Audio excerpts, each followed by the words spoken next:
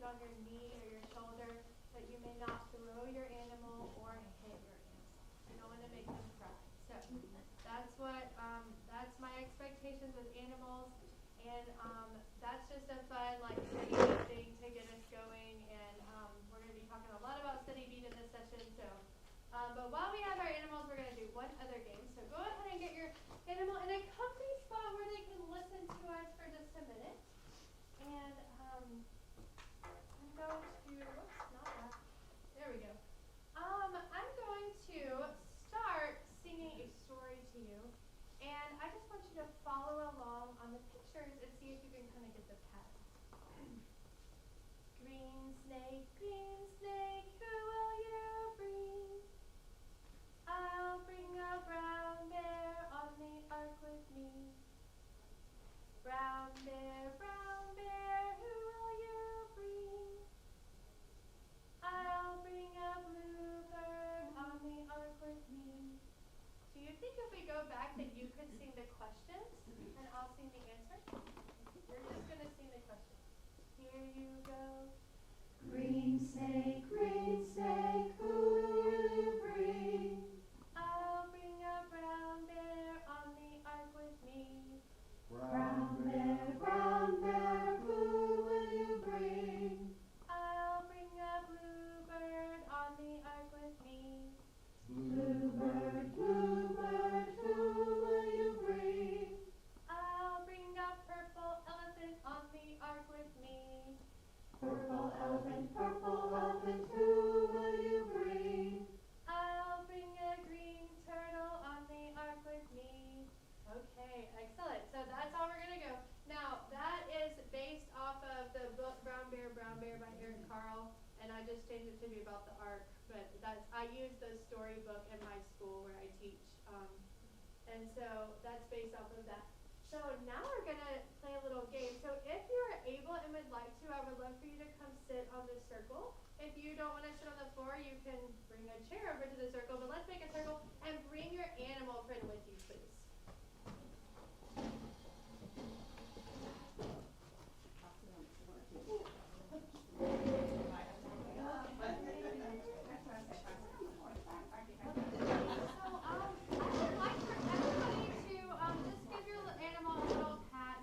Feeling comfortable, and put them somewhere where we can see them. So they can be on your knee or on the floor in front of you, but we want to see what everybody has.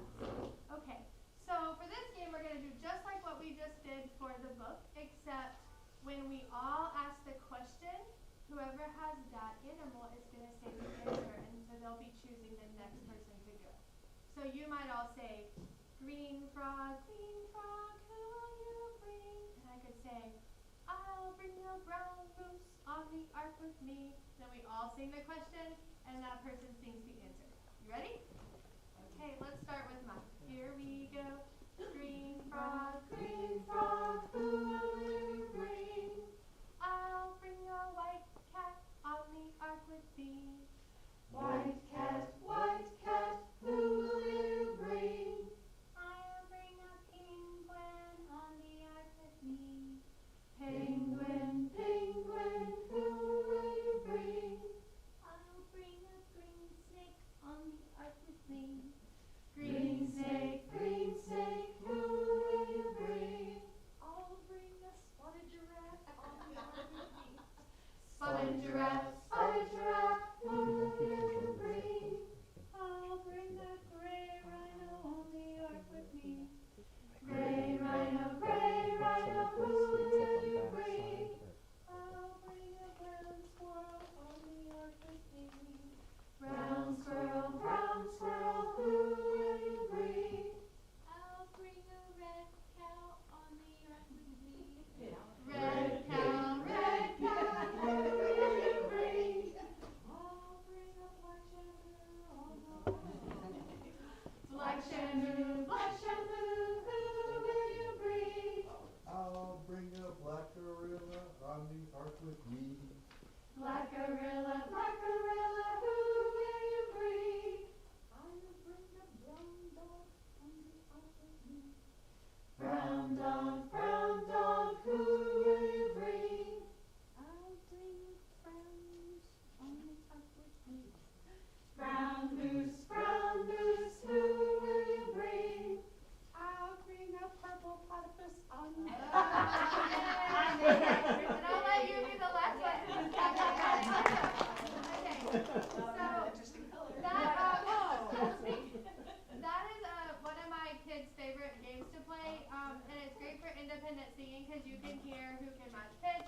not scared to do it. They want to turn in the game.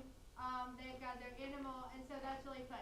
And I do make sure with preschoolers, of course, I go with whatever they say it is. If they say that this is like a spider, I'm gonna be like, okay, like I'll just, we just kind of go with it, let them think of a way to describe it if it's a color, or sometimes we call that wrinkly dog and curly dog, different things like that. So, okay, so I would love for you to put your animal back on the table as you go back to your seat, please.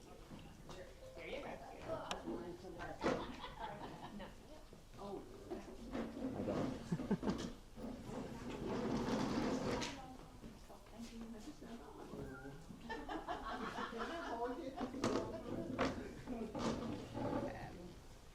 And I originally did that game with my kindergartners, but I have second and third graders now at my school asking me to play that because they really like it. I'm like, that's like a preschool song, but they just really like it. So, okay, so I want to talk a little bit.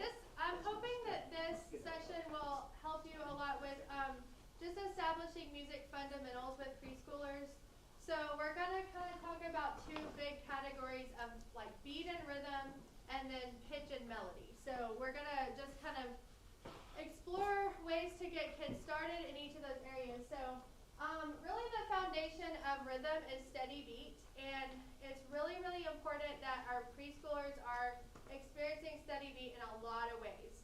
So when we think about different types of learners, we have visual learners, we have auditory learners, we have kinesthetic learners. So we want them feeling the beat in their bodies, feeling it on drums.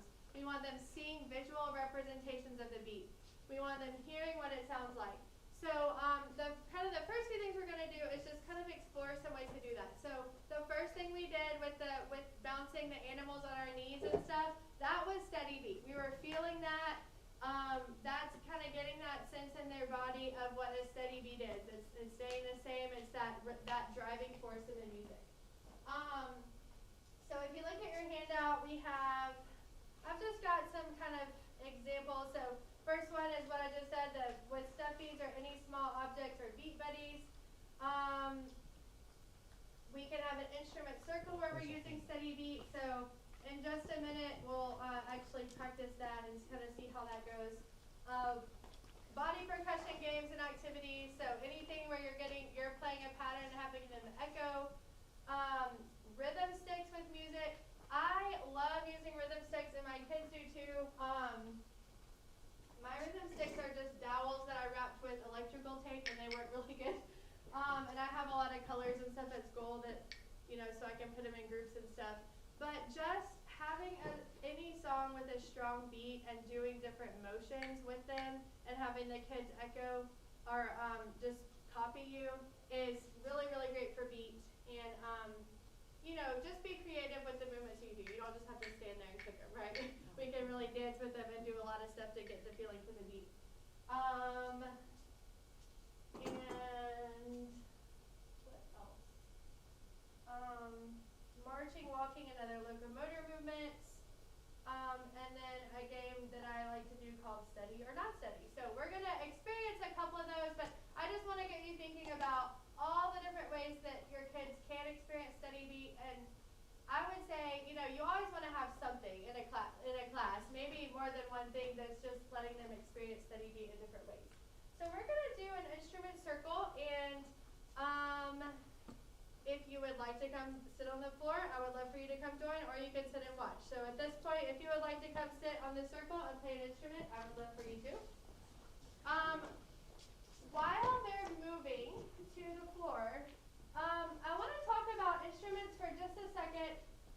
If we're really focusing on steady beat, we want to think about the instruments we're choosing and make sure the child can be successful playing a beat with the instrument. Like if I have a maraca, that's not, I hear the back, like the shape back, right? So like that's not the cleanest beat I can get. Now, there's ways I can, but of course a drum is great for keeping beat. Tambourine, I always encourage my kids not to shake it. They always want to just shake it, but just tap it, right? Hear how much cleaner that is? So, of course, like a lot of instruments are great for lots of different things, but if our purpose is for them to hear a beat and play a beat, then we want to make sure we're choosing an instrument that they can cleanly make a beat, right? So just something to think about, because like I'm all about egg shakers, but egg shakers don't make the greatest clean beats. So what I'm gonna do, let's see if we can we bring our circle in a little bit, because we're gonna be moving around. And don't y'all love this grimy floor? It is just so It's on my We're cleaning. Multi-purpose, yes. So since y'all are 5 years old, I'm gonna make sure to tell you, I'm gonna put the instrument on the floor in front of you. You're not gonna touch it yet. You can look at it, but you cannot touch it yet. Okay? Okay, John? Because, you know, As they're touching. or my 3-year-old, yeah. Okay.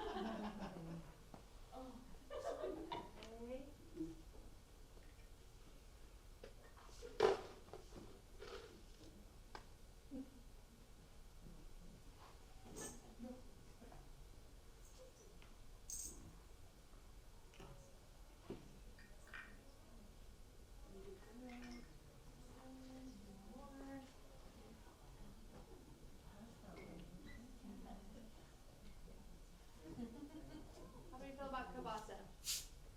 Is that clean enough? Preschool, Maybe. kind of hard. Kinda hard. Coordination may not be there yet. Okay. That's some of the big things. Okay. Yeah. It's a hard one. Let's. Ooh. Yeah. Okay. I like your cup. Okay.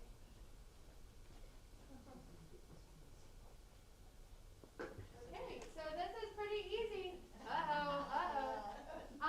So basically we're just gonna play along the steady beat of the music. When the music stops, you're gonna stop playing, put your instrument down, and we're gonna rotate. We're just gonna do a couple of rounds to just kind of help with the management of it, okay? So you may pick up your instrument and play along with the beat of the music.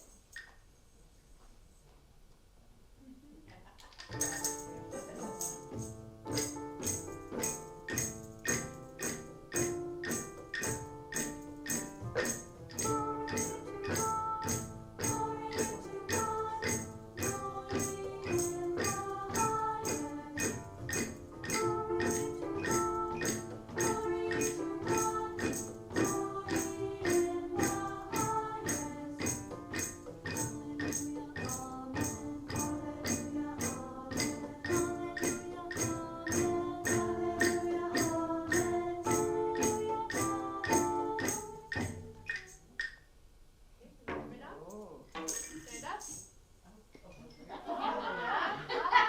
Sorry, y'all. Sorry. Okay, wait. Just stand up. Because this is how I do it with my kids.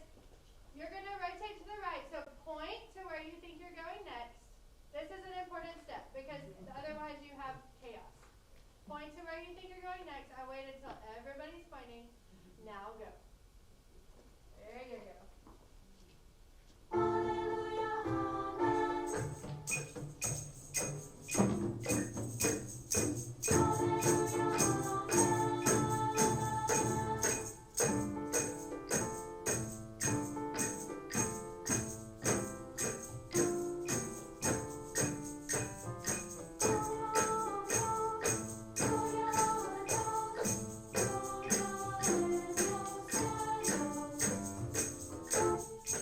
Okay, so, and then we would rotate again. Okay, so that's one way my kids love playing instruments, so that's one of my favorite things to do with them.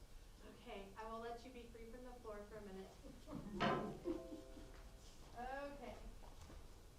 Okay, this is just something I do with my kindergartners, for them to help with steady beat. So, all you do is tell me if it's a steady beat by giving me a thumbs up, not a steady beat by giving me a thumbs down.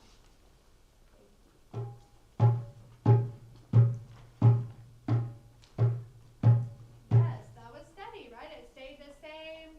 It didn't get faster or slower. Okay, what about this one?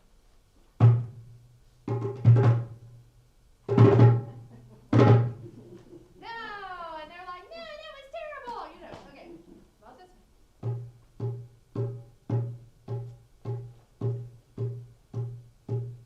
Pretty steady. Okay.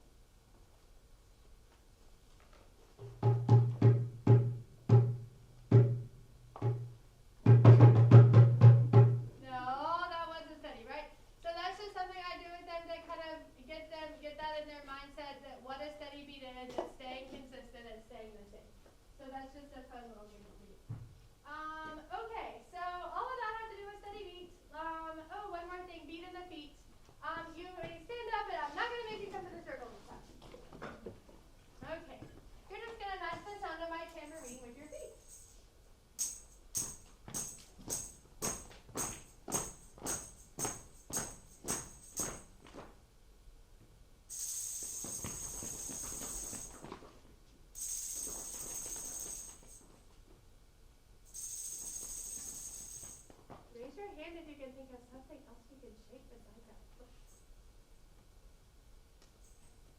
Our hands. Anything else? Our hands? Our heads. Smash my feet again.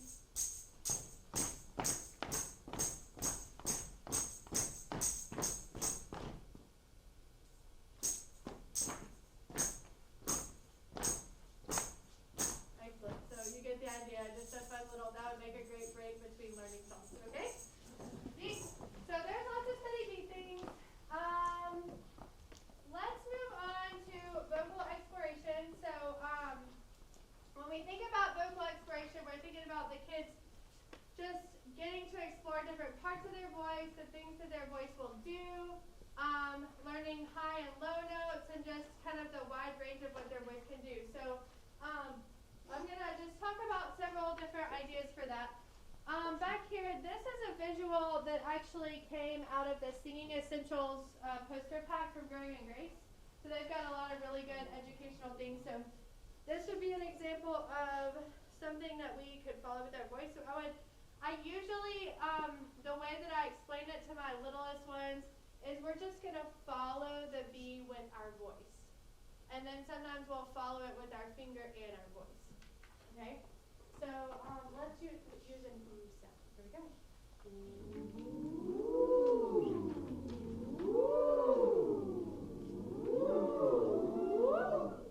Good job. Good job. Can you follow it with your finger and your voice? Okay, pretend the bee is on the end of your ear. Here we go.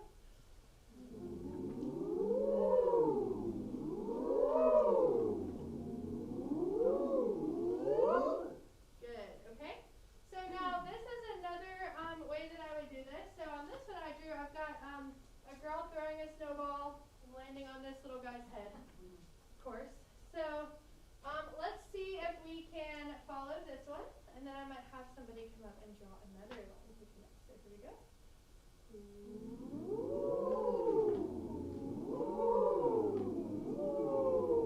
And I usually let it end with a splat at the end.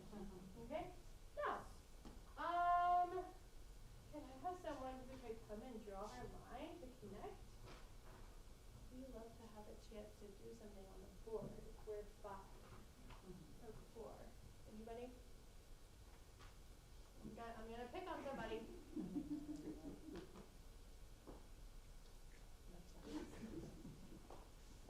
So you get to draw a line. Anything you want.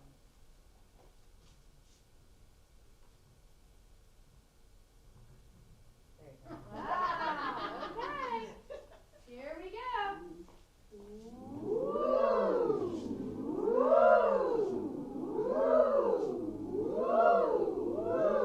Slap. Okay, good. So that's one of my favorite things for vocal exploration. Also, let's see. I like to use manipulatives a lot. So, like I've got snowflakes, so we can have snowflakes coming down from the sky or flying through the air. In the fall, you can have fall leaves. So anything to kind of put something tangible with what you're doing is always great.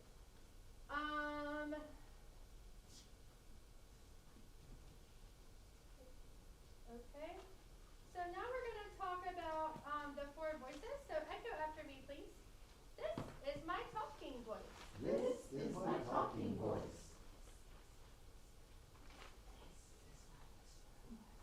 This is my singing voice. This is my singing voice. This is my talking voice. This is my talking voice. This is my singing voice. This is my singing voice. Is there one up there that I haven't done yet? Outside. Why can't we do it right now? Because we're not We're outside. not outside, I know. Okay, so we can't do that one right now.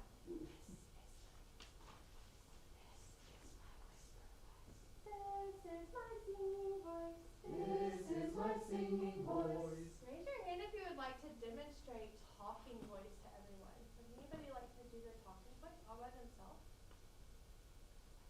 This is my talking voice.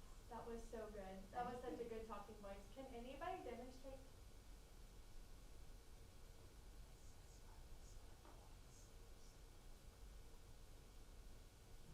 Anybody demonstrate?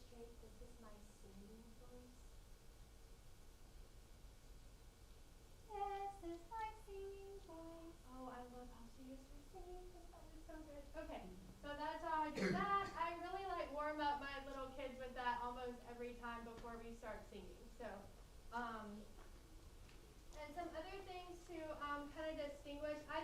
I think that distinguishing talking versus singing is a really important step to being able to match pitch, because I mean, it's a hard thing to explain, right? Like to explain like when you're singing and when you're talking and what that is.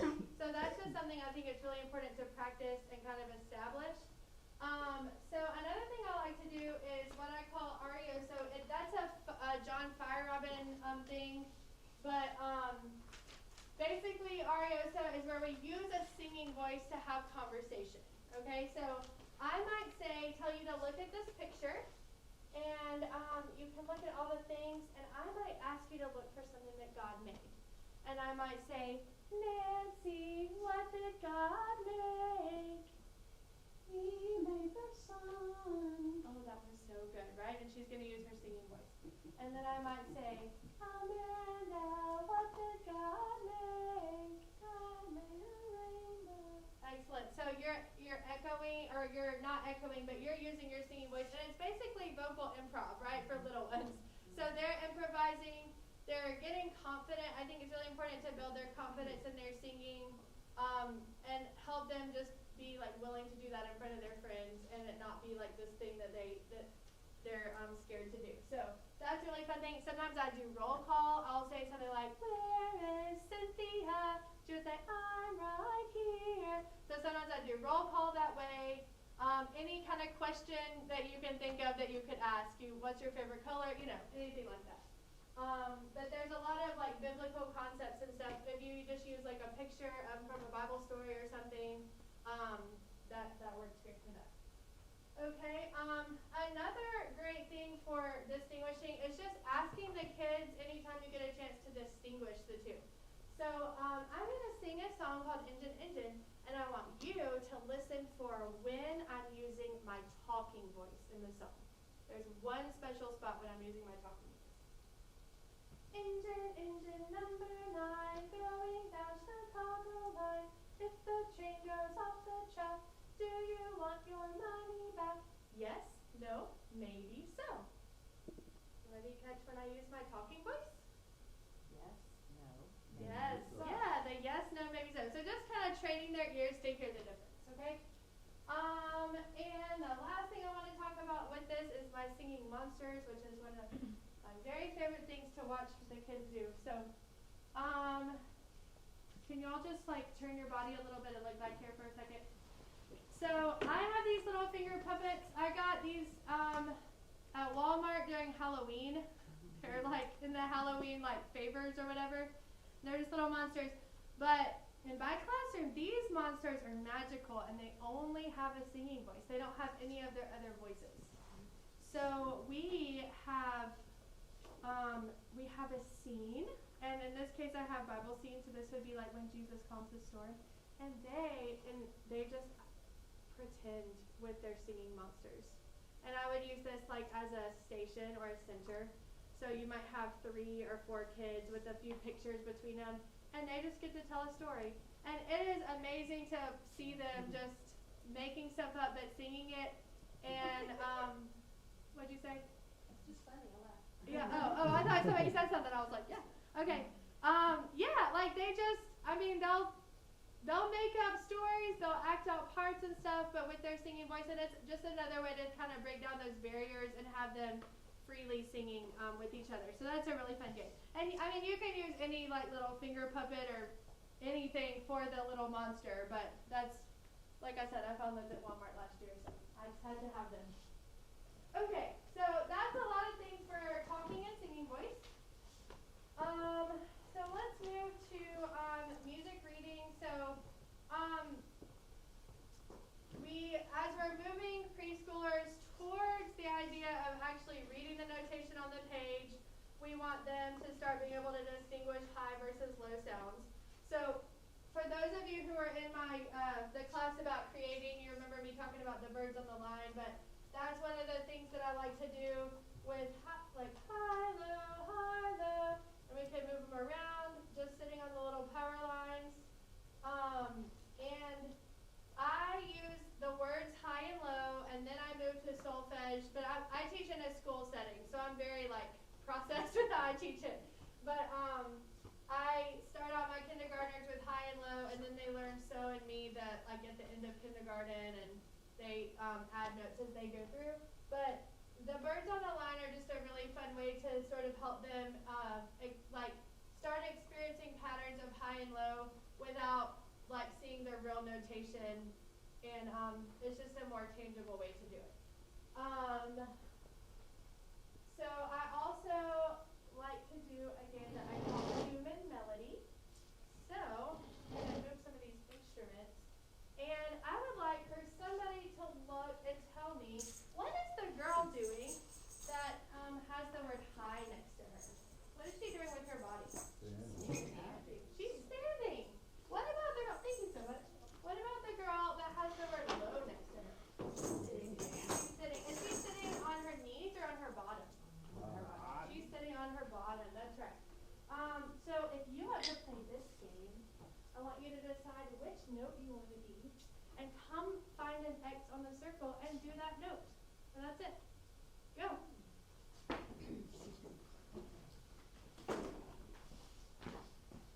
Get some coffee up in this class. Okay. I had a feeling we were going to have a lot of high notes here. Okay. Okay. So we are going to sing the pattern. Are you ready? Everybody else who's sitting can sing this pattern with us. 1, 2, here we go. High, low, low, high, low, high, low. I'm going to count down from 5, and you can change spots and positions, or just one or the other.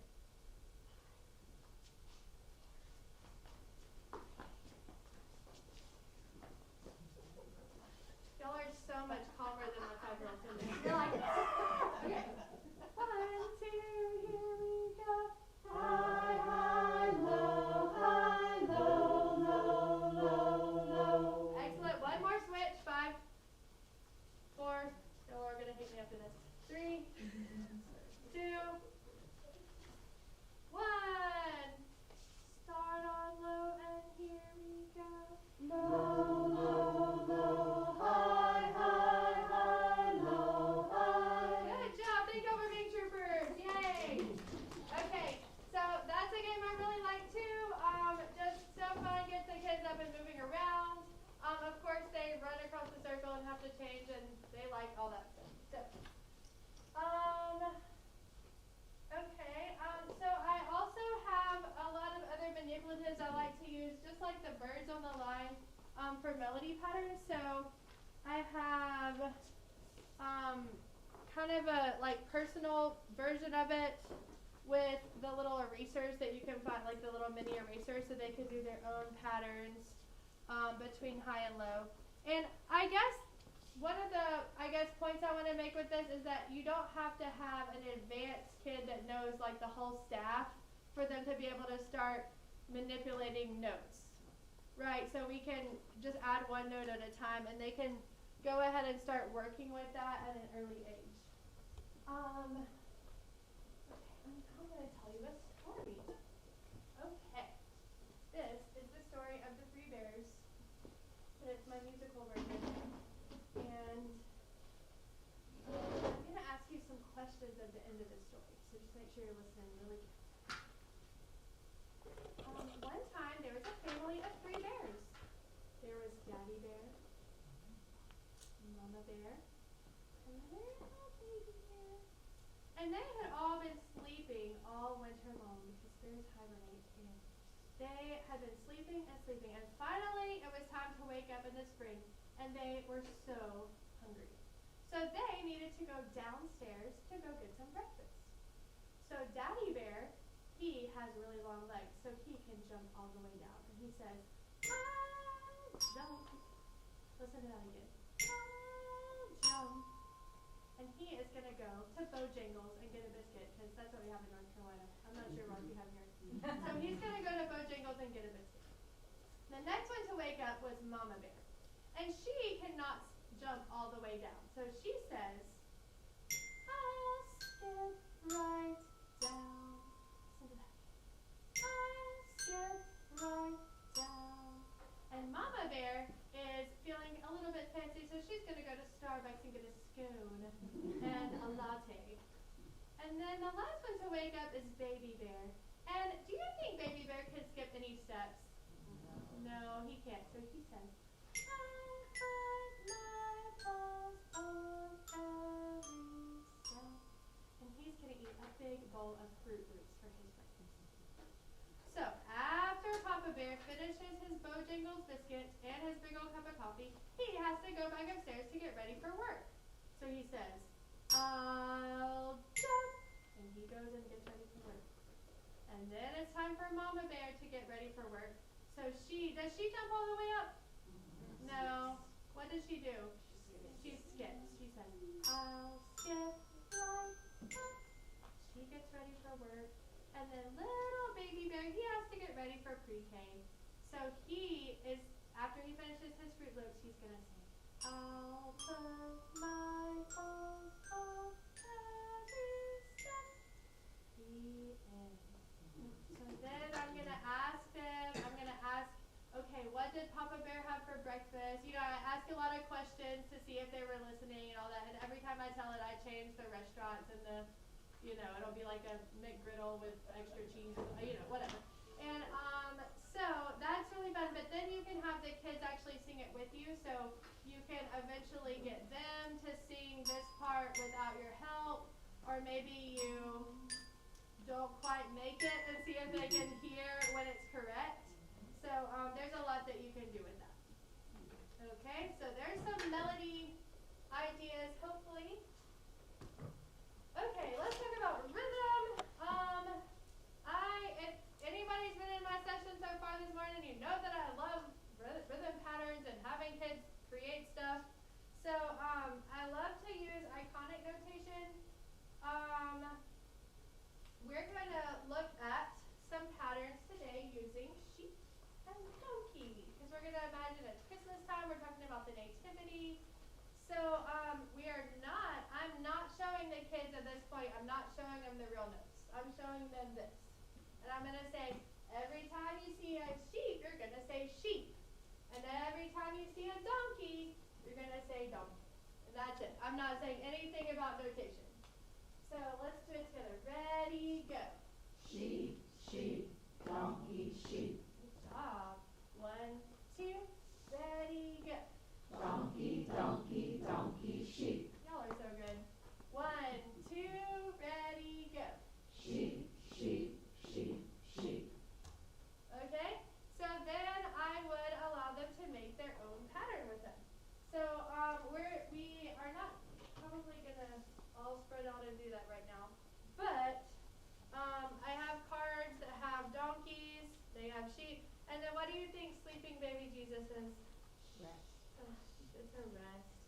So I don't teach rest until after I teach quarter and eighth note, but probably everybody has different ways of doing that. But yes, that's perfect for being quiet. So we can make patterns.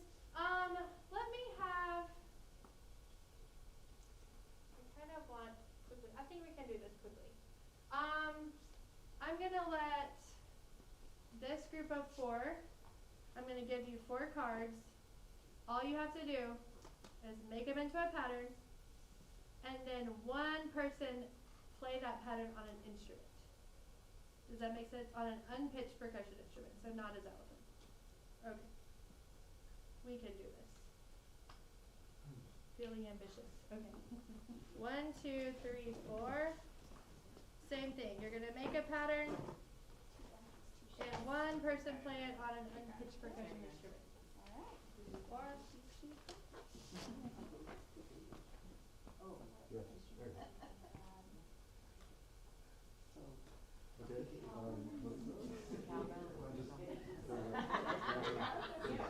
I'm only going to give y'all a couple minutes for this, so y'all work fast. That will be at the end.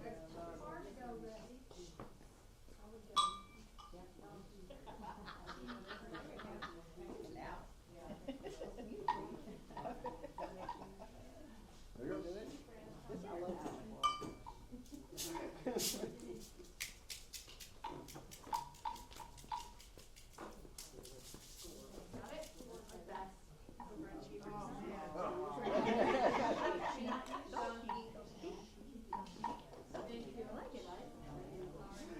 There you go. There you go. What we got over here? That's no hard pattern. You are. That's true. So you're such a talented group right here. Does one of us have to play it? Okay. Class? I That's think something. you could. Don't play, no. See, I knew y'all could do that really fast. No one wants to do all that. Okay, so everybody's got a pattern made. You have an instrument you know how to do it. I'm kind of doing this quickly because I don't want to spend a long time doing this, but I do want to just kind of get the point across that this can be done with little kids. We're just using pictures. We're not using notations. We're not using words. They don't have to read. It's just pictures.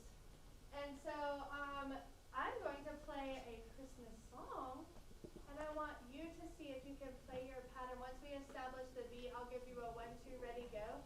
And instrument person, see if you can play the pattern you made along with the song.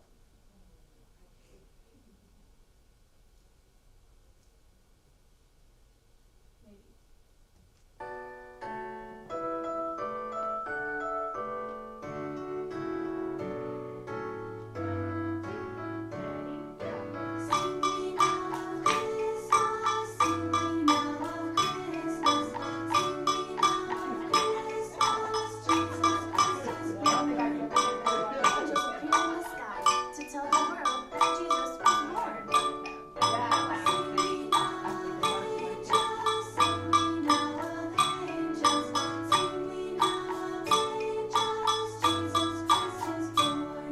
Excellent. So the donkey bell was not the most soothing sound. It was lovely. So, but see, like that works, right? So they're just making some instrumental parts. You can even include that in, like, when you present it, some parts that they made, and just with pictures. So that's kind of all I wanted to do with that. If y'all will put the instruments back, and I'll take out the little cards. Thank you. Thank you.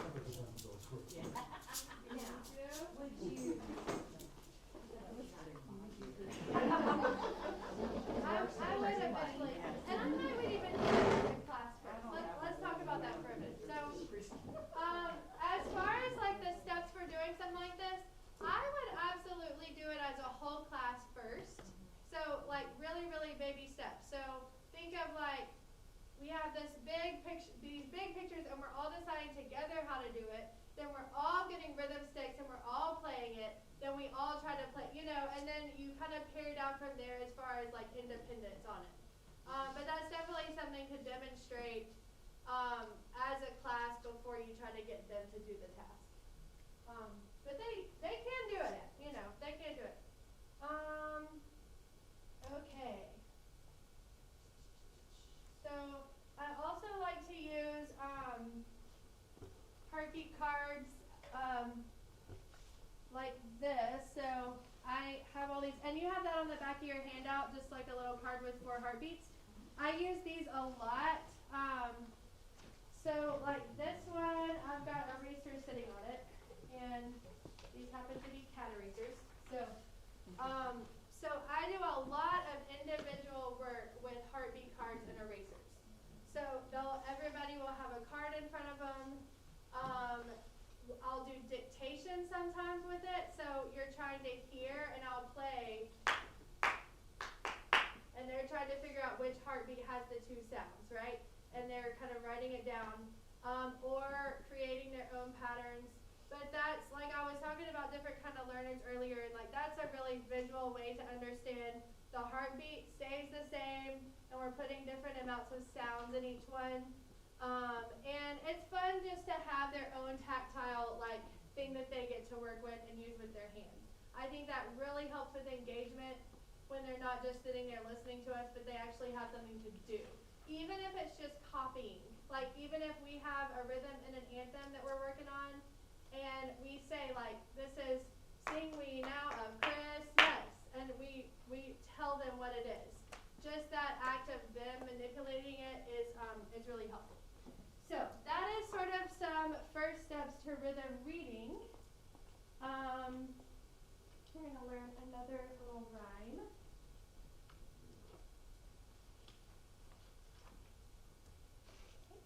So just listen to my rhyme, please, and I want you to listen for one yummy thing in this rhyme. Listen for one yummy thing. I like cookies, I like cake, I like anything you can bake. Add some chocolate sprinkles too, lots for me and lots for you. What did you hear that was yummy? Cookies. Cookies, Sprinkles. sprinkles, cake, chocolate, right? So that's some like immersion. I'm asking them a question and I'm just gonna do it a few times and get them listening to it. So let's do my turn, your turn. I like cookies, I like cake. I like cookies, I like cake. I like anything you can bake. I like anything you can bake.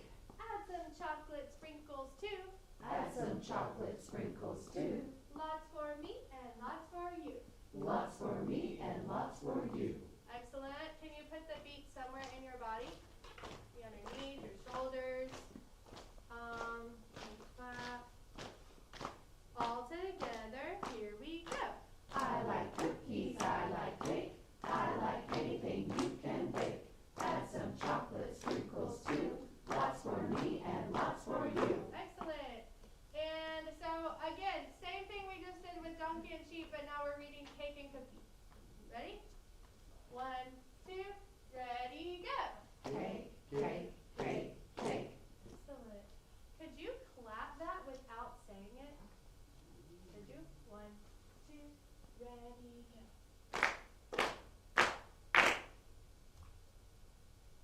Say it with me, here we go.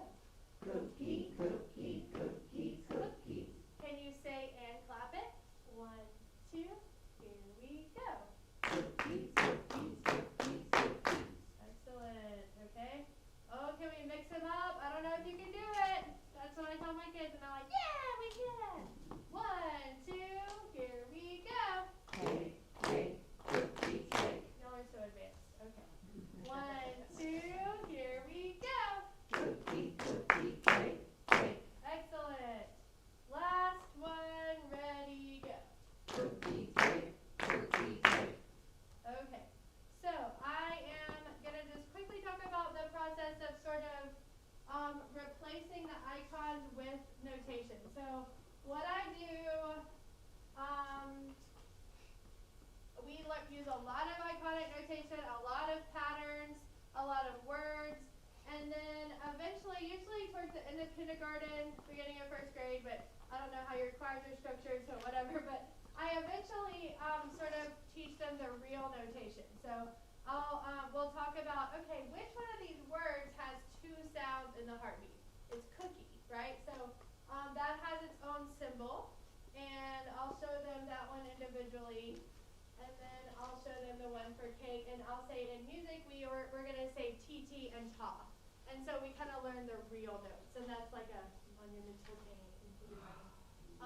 So then we go to reading, and then I take away the pictures, and we're just left with rhythm patterns. So that's kind of just how I make that transition. And the cookie and cake works really well because they both start with that sound, so they're really clear. And so that kind of has worked well for me. So, anything else? That's me saying, is there anything I missed, or is there anything you have any questions about? That was a lot of little nuggets, but hopefully something that's useful. No questions? Oh, that was at the beginning. But yes, we did some like steady beat and a singing game with that. Okay. Well, I'm done. So